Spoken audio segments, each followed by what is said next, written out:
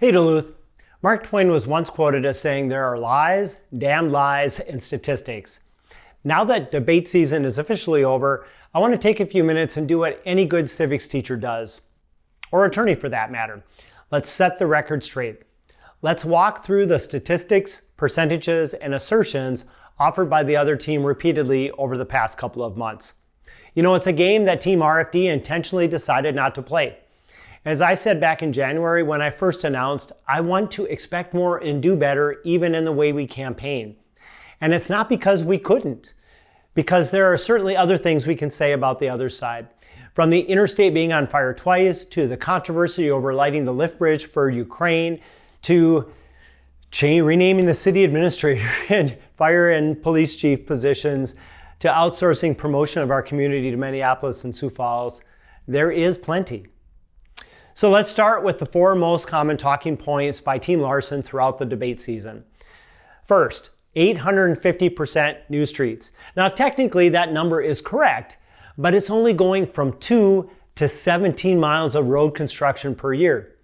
And even with election year math, we're still only doing 50 miles over the next 3 years, 18.4, 14.6, and 14.7. Those also include overlays and not complete street reconstruction. When we overlay, we often leave other utility issues underground. You know this is true because you see it when a new street is dug up a year or two later to fix a broken water line or sewer line. And yes, it's true that when I was on city council some 18 years ago, we did only 1 to 2 miles of new streets per year. That's because at that time, the general fund was closer to 70 million versus 108 million. And the only resources we had were the Fond du Luth Casino Trust proceeds. Back then, the interest on those funds was what we dedicated to street repair.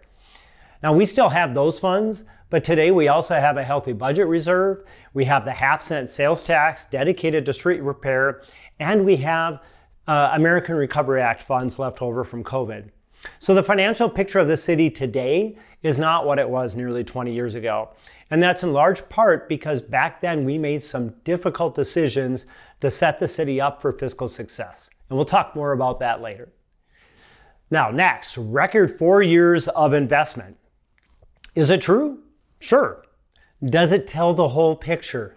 No. So we'll look at page 50 of the city's 2023 budget book and focus on construction permit fees. Now, these have been higher. This is straight from the book. These have been higher due to the $1 billion Essentia construction project that has stretched over the last few years.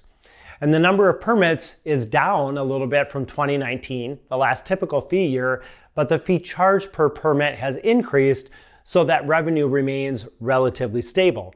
So stable and slightly down is not really the same as record-breaking investment over the last 4 years.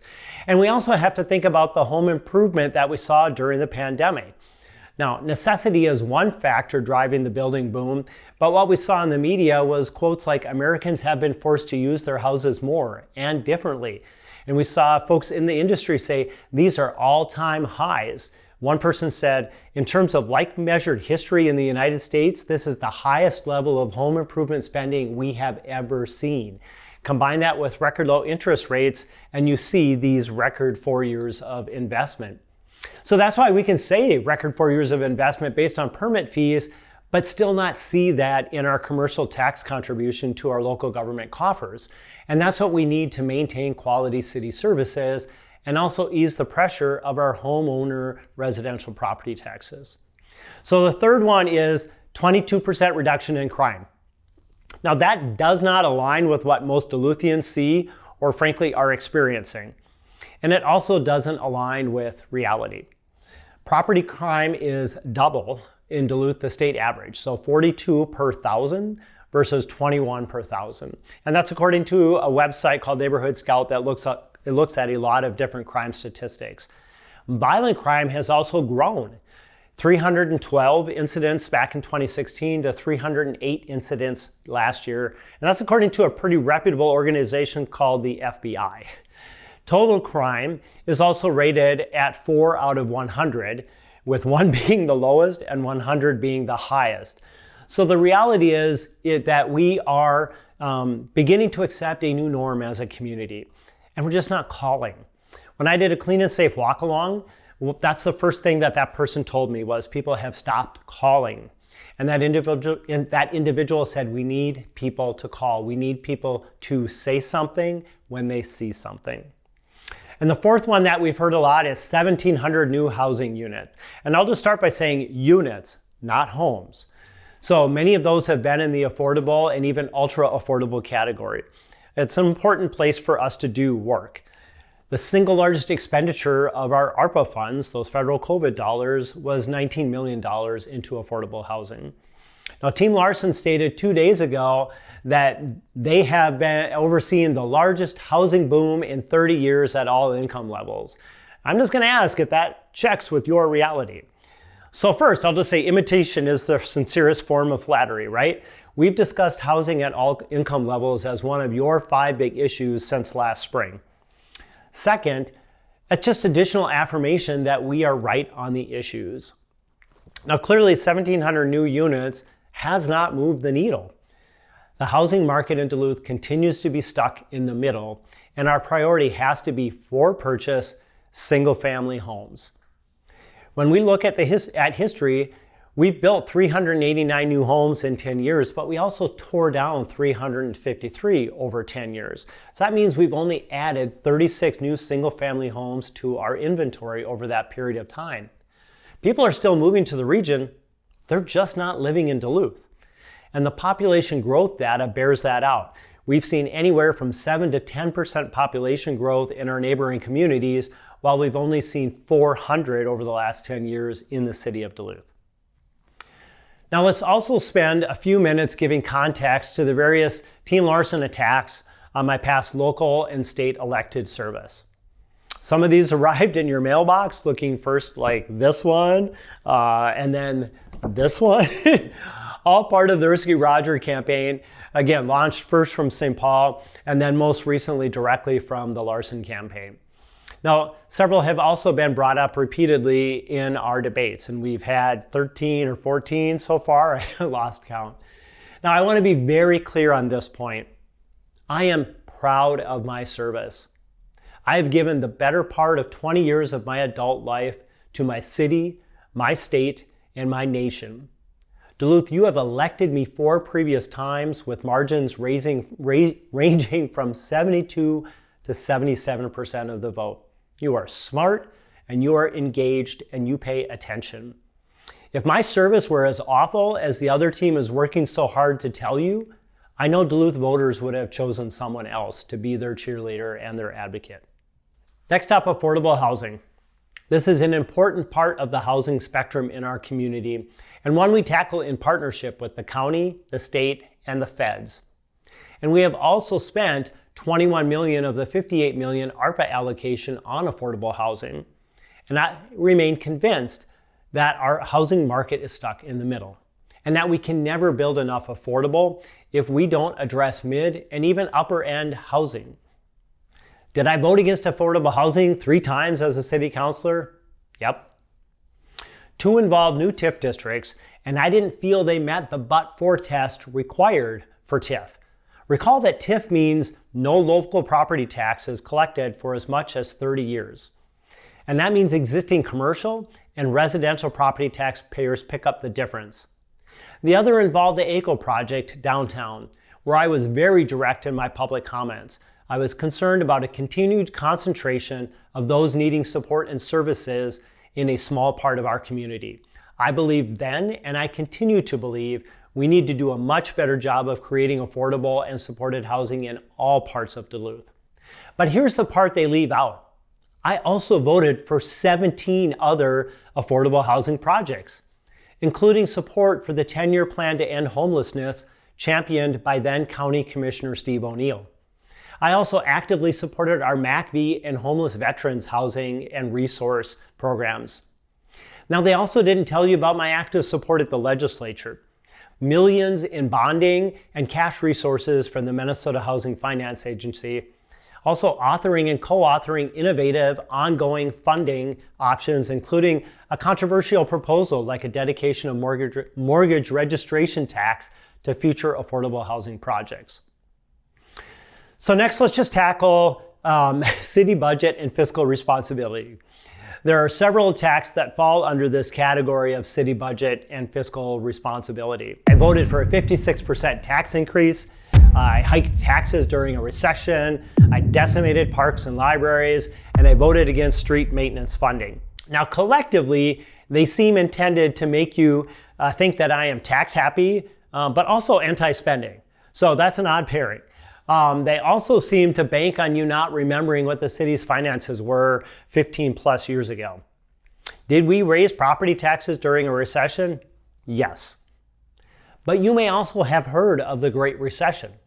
It started in 2007, and here are a few headlines from 2008 to help jog your memory. The Lehman Brothers file for bankruptcy, shaking the global financial system. The U.S. stock market plunge wipes out $1.2 trillion in value. GM and Chrysler seek government bailouts. But unlike COVID, there were no bailouts for local government. Instead, we saw local government aid line item vetoed by then Governor Tim Pawlenty in an attempt to balance the state budget. At the local level, we were faced with a combination of property tax increases and budget cuts. But 56%? Just go look at your own property tax statements from 2005 to 2008 and do the math. Mine went up 9%, but my valuation also went up 15%. So it doesn't add up. I also encourage you to go online and look at the city budget books from 2004 and 2008 and make your own line item comparisons. For streets and utilities, that was $9.3 million to $10.4 million, an increase. Parks and libraries, $2.6 million to $2.4 million, a 14% decrease, but hardly decimating. It's also important to remember that Duluth was already struggling with significant issues prior to the Great Recession. Governor Pawlenty reduced LGA almost every year I was on the city council, a total of 40% reduction over that time. We were also struggling with an unfunded retiree healthcare liability that threatened to bankrupt the city. In 2007, then Mayor Herb Bergson proposed a 15% across-the-board budget cut to address a $5.4 million budget shortfall. Now back then, that was nearly 25% of the entire general fund. As one veteran councilor said at the time, this is the worst budget crisis the city has ever faced. And all of that was before the Great Recession. The council at that time was forced to prioritize city services and make tough decisions about what the city could afford to do. Now we look at public safety as a top priority, and then streets and utilities, and then parks and libraries, and then everything else. And that's what the council at that time had to do. So now we'll talk about being an ineffective legislator. I'll end with this one, and it's one of my favorites. Team Larson has used it in debates, and they even sent it out as a headliner on that most recent attack mailer, that I was an ineffective legislator and only passed 8 minor bills in my 8 years at the Capitol. Now first, unless you're playing fantasy legislator, which is a thing, the number of bills someone authors or passes is not the measure of success. It's kind of the classic, you can get a lot done if you're not worried about who gets the credit. And my primary goal in the legislature was always to be a cheerleader and partner for Duluth. Now I can talk all day about a long list of projects that you won't find as standalone bills. So I encourage you to go online to revisor.mn.gov and it will give you the full picture, not just the one that the other team finds politically convenient with 2 weeks to go. You'll also see projects like the airport terminal and parking ramp, new buildings at UMD and Lake Superior College, parking for the Maurice's Tower downtown, and the Duluth Transit Center, just to name a few. Those all ended up in a bonding bill. Reclassifying synthetic drug ingredients so we could finally shut down the last place on Earth. Legislation to address sanitary sewer overflows into Lake Superior. Helping Duluth public teacher retirees restructure their pension plan for longevity. Channeling state and federal aid to Duluth after the 2012 flood. These are just a few items that were policy and ended up in omnibus policy bills. So I wasn't the chief author because I didn't chair a committee. Instead, I had the relationships and credibility to still get things done for Duluth, and regardless of which party was in the majority. Now, I'm also incredibly proud of my work to create and co-chair the Purple Caucus. If party politics is reality entertainment, then you probably didn't support that effort. But many of you just wanted to see St. Paul and DC work better and get things done, and you loved that Democrats and Republicans could come together first as Minnesotans. Finally, here's what you can't measure by Googling: constituent services.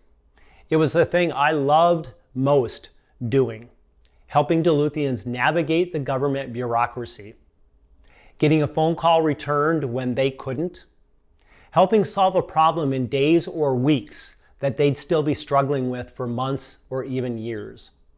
You know, several years after leaving the legislature, I was shopping at a local home improvement store in Duluth. I asked an employee for help finding something. He took me to the right aisle, and as he turned to leave, he got a little emotional and he said, "You would have no reason to remember this, but when you were in St. Paul, you helped resolve a really difficult issue for my family, and I will never forget it." He's right. I didn't recall that exact situation, but that's a legacy of service. It's not about points in the fantasy legislator game.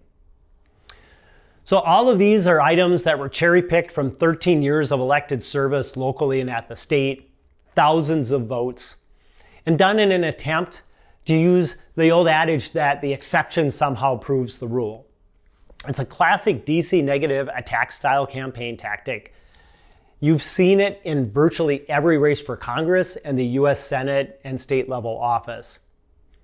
I know this has been long, and if you've watched the whole thing, kudos. I applaud you. It's been disappointing to see these sort of tactics make their way into our local politics, into our local elections. And the teacher in me just had to take a few minutes to offer this final rebuttal. Duluth, we're just over a week away from the election, and I'm still not here to say you should vote for me or that you should not vote for someone else. You are smart, you are engaged, and I strongly believe that's the work of the citizen. What I will say is, let's say no as a community to what we have seen in this election. Not here, not now, not in Duluth. If negative politics at the local level works this time, you will see it every time from now on.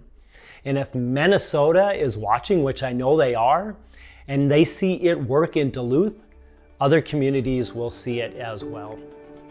Thank you so much, Duluth. I appreciate your support, and let's get this done on November 7th.